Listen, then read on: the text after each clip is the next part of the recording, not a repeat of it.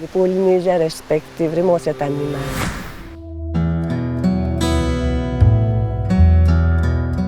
Je m'appelle Hope Ouedne et mon travail en fait c'est de recueillir toutes les histoires et légendes, notamment liées aux ressources marines, aux ressources terrestres, aux ressources célestes aussi.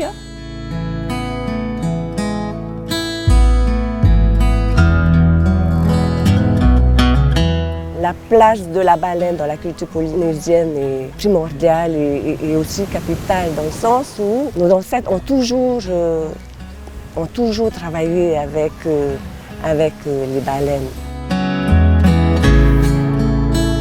Ce travail-là consiste en fait à observer l'arrivée des baleines, observer aussi le départ des baleines. Pour eux, c'était important d'avoir ces marqueurs parce que les baleines servaient aussi de marqueurs de temps.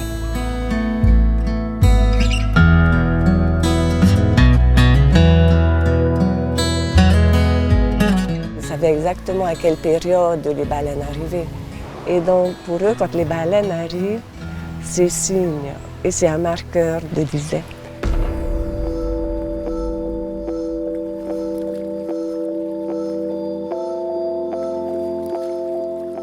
Le nom de cette terre s'appelle Vaiparawa.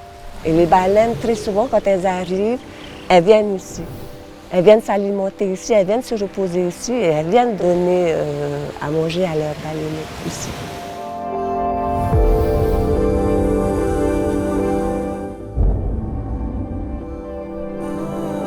Vai déjà, c'est l'eau. C'est l'eau.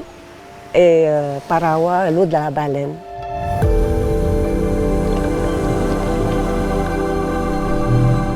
Ici, par exemple, sur Punaouia, Parawa va donner naissance à Oropa'a, et Oropa'a, qui est le dieu de l'océan, aura comme baleine son guide et le messager.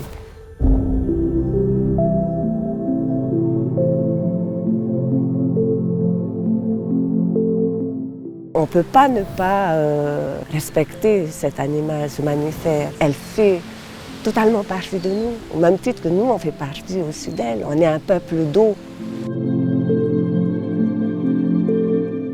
On vit dans cet océan-là. Et je pense que nos Tupunas, ils ont très très bien compris l'importance de respecter cet animal.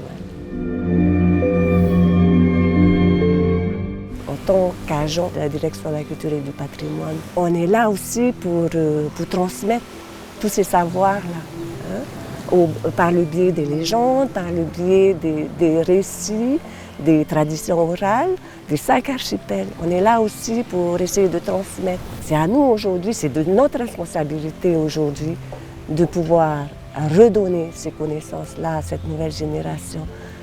Parce que ça fait partie de nous. Les baleines ont toujours été là avec nous, toujours été dans nos fonds marins.